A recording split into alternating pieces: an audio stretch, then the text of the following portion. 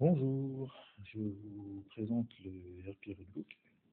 Donc, on va lancer l'application en cliquant sur l'icône en plein milieu, juste ici. Donc, voici l'interface principale du lecteur. On va commencer par rajouter un roadbook. Donc, on appuie sur le petit plus en bas à droite et on va aller chercher les roadbooks. Donc là, dans les exemples, je suis dans le répertoire téléchargement.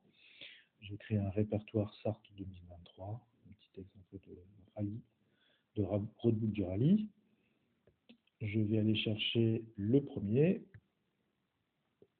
Et sur la page d'importation, j'ai en haut l'orientation de la source, c'est-à-dire est-ce que le roadbook se lit de bas en haut ou de haut en bas. D'accord. On a en bas ici l'aperçu de la détection automatique du roadbook. Donc là, en l'occurrence, on a un roadbook de haut en bas. Les icônes, donc ici, on est en 2 colonnes, ici en 3 colonnes. Une seule colonne, donc chaque ligne correspond à une case, ou une page par case pour certains modes de mes rallyes, de mon créateur de roadbook. Donc là, sur les rallyes du championnat, on est sur 2 colonnes, 2 bases en haut. On a juste en dessous ici, on a l'aperçu du découpage de la page avec les petites croix qui correspondent aux cases qui sont automatiquement détectées. Et juste en dessous, on a l'aperçu des cases dans l'ordre.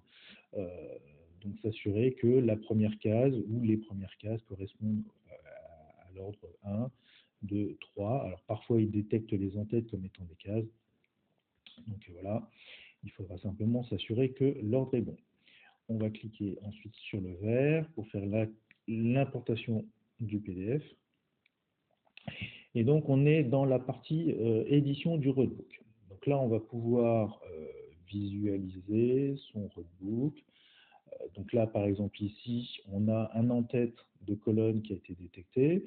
Donc, on va pouvoir le supprimer en le prenant et en le glissant vers l'extérieur.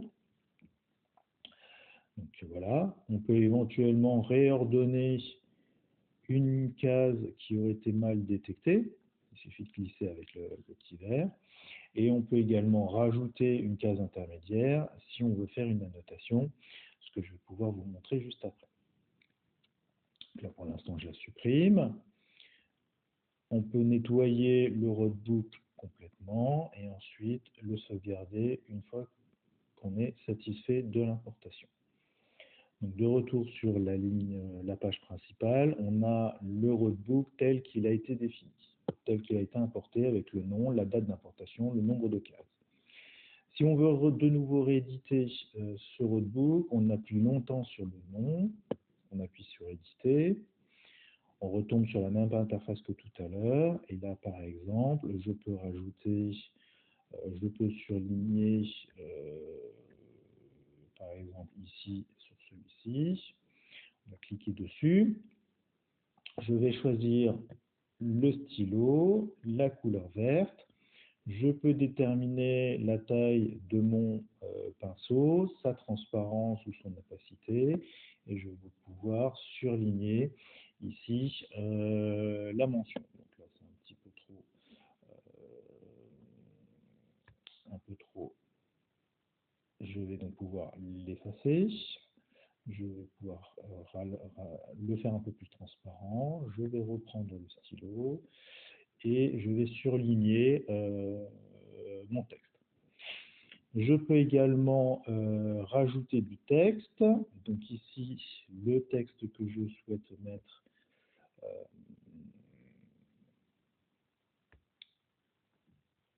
pour faire mes commentaires. Donc ici, par exemple, je fais attention. Voilà, on va faire done. Le texte apparaît ici. Avec un doigt ou deux doigts, je peux agrandir, orienter comme je veux mon texte pour pouvoir le positionner à peu près bien comme il faut. Et une fois que j'ai fini, je reviens en arrière où je peux, il sauvegarde automatiquement et je peux aller par exemple sur la case suivante ou revenir en arrière, etc. et continuer mes annotations. Si je souhaite effacer complètement, c'est la petite poubelle qui est en haut à droite qui efface complètement, qui remet à zéro cette annotation. Je reviens en arrière. Et donc, j'ai l'aperçu du roadbook avec les annotations telles que je les ai définies. Donc, par exemple, si je veux faire, je rajoute une note, je clique dessus, je me fais un petit texte ici, par exemple, reste 50 km. Ça, je peux me rajouter ma petite annotation pour m'indiquer que voilà, il me reste encore 50 km à faire sur l'ensemble du roadbook. Je sauvegarde l'ensemble du roadbook et je reviens sur la partie menu de mes roadbooks présents sur la liseuse. Toujours en faisant un clic long, je peux renommer le roadbook si le nom est un peu trop compliqué, ou supprimer le roadbook pour faire un peu de ménage. La quantité de mémoire sur la tablette est suffisamment importante pour pouvoir les laisser, mais si on a une vingtaine de roadbooks, parfois ça peut être un peu pénible de le regarder. Avant de lancer le roadbook, on a quelques réglages à faire dans les préférences. Donc, dans le tableau de bord, on a différentes possibilités, soit dérouleur et trip pour le mode rallye, soit dérouleur simple, c'est-à-dire que la partie dérouleur, pas de trip, rien du tout, et la partie compteur, où là c'est comme un compteur de moto classique, on a la vitesse et le kilométrage et rien d'autre. Donc là on est plutôt en mode rallye. On peut forcer le mode paysage ou portrait selon ses préférences. L'orientation de l'écran, donc en normal, c'est-à-dire que là, c'est dans le sens en haut est en haut et le bas est en bas. On peut le passer en inversé, c'est-à-dire que c'est en miroir, si on souhaite bloquer dans l'autre sens. Le sens de lecture, c'est le sens de lecture du roadbook. Par défaut, il est de bas en haut. Comme pour tous les roadbooks, enfin le sens normal de lecture des roadbooks, donc de bas en haut. Si on souhaite avoir une lecture naturelle de haut en bas, il suffit de décocher ici et ça sera de haut en bas. Juste en dessous, on a le seuil de lumière pour le passage en mode nuit. On peut le régler entre 0 et 10. Par défaut, il est à 6. Donc sur la tablette, entre 5 et 6, c'est une valeur qui est pas mal, je trouve, pour pouvoir le basculer automatiquement. Ensuite, l'affichage en kilomètres ou en miles et la langue en français. Le petit triangle pour revenir en arrière. Et maintenant, tout est prêt pour pouvoir lancer le roadbook.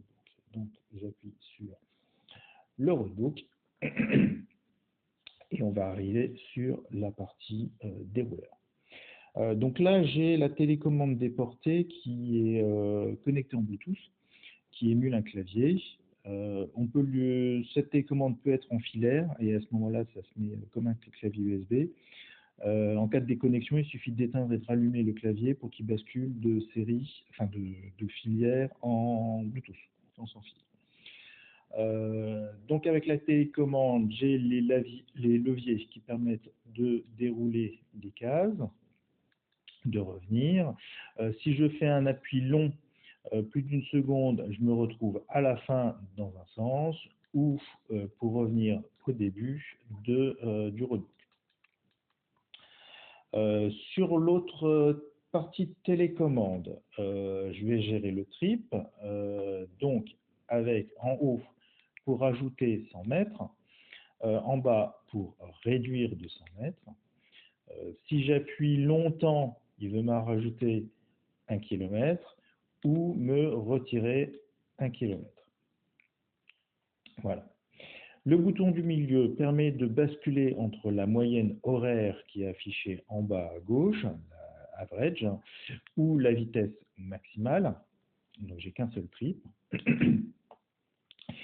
Et si j'appuie longtemps sur le bouton du milieu, je fais un reset du trip et de la vitesse, du chronomètre, etc. Le chronomètre se déclenche automatiquement lorsqu'on va se déplacer.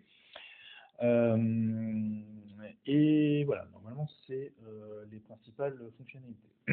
Alors, sur la tablette Clever Extreme Max, il y a deux boutons. Sur le côté gauche et un bouton sur le côté droit. Donc, le bouton du bas qui est à la fois à gauche et à droite. Il permet de verrouiller l'écran. Donc, il y a le petit cadenas en haut qui s'est mis en fermé. Ça permet d'éviter de toucher à l'écran et de modifier toutes les informations. En sachant que voilà, lorsqu'on est déverrouillé, on a un mode entre guillemets de secours qui nous permet de se déplacer sur le roadbook et de gérer le trip. Je vais revenir un peu plus tard après. Sur le bouton supérieur, celui qui est marqué SOS, en appuyant court dessus, on va basculer sur le trip, sur l'affichage soit chrono, soit compte à rebours. En chrono, il démarre dès qu'on se déplace, à partir du 0. En compte à rebours, il va décompter 10 minutes ou par tranche de 30 secondes en plus ou en moins, en fonction du départ, au moment où il va détecter un mouvement. Et donc, il l'affichera si on est en avance ou si on est en retard par rapport à ce chrono. En dessous, on a la vitesse cible moyenne. Donc, par défaut, il est sur 60 km/h. C'est l'affichage de la petite flèche du triangle vert qui correspond à la vitesse moyenne cible. Et la vitesse moyenne actuelle, c'est le petit triangle jaune qui va monter ou descendre. Et si on aligne les deux, eh ben, on est sur la bonne vitesse, la base chrono, qui est souhaitée. Alors, avant de démarrer, il faut que le signal GPS soit reçu. Donc là, actuellement, je suis en intérieur, le signal est rouge. Il indique qu'il n'y a pas de signal. Et une fois qu'on aura le signal bien comme il faut, il sera en noir et le message disparaîtra. En cas de problème avec la télécommande, l'écran tactile fonctionne pour pouvoir maintenir les fonctionnalités. Donc pour le dérouleur, c'est relativement simple. Il suffit d'appuyer sur l'écran et de monter et descendre pour pouvoir passer à la ligne que l'on souhaite. Alors, glisser sur l'écran, ce n'est pas forcément évident. Alors, il suffit de cliquer en bas ou en haut du rectangle rouge pour pouvoir dérouler automatiquement d'une case. Pour le trip, il y a 3 zones de détection. Il y a la zone droite ici qui permet de rajouter 100 mètres et la zone de gauche qui permet de retirer 100 mètres.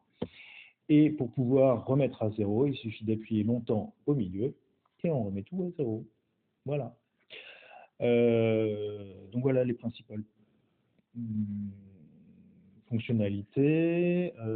On a le menu chrono en cliquant sur le compteur de vitesse en bas pour pouvoir basculer à la main en chrono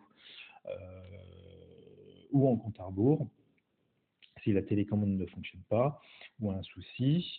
Le reste est tactile et éventuellement on peut également aussi revenir en arrière sur la sélection du roadbook en appuyant longtemps au milieu. Voilà. C'est les principales fonctionnalités, je pense que c'est à peu près tout. Pour sortir, un petit glisser à partir d'en bas de l'écran et on appuie sur le petit triangle pour sortir l'application.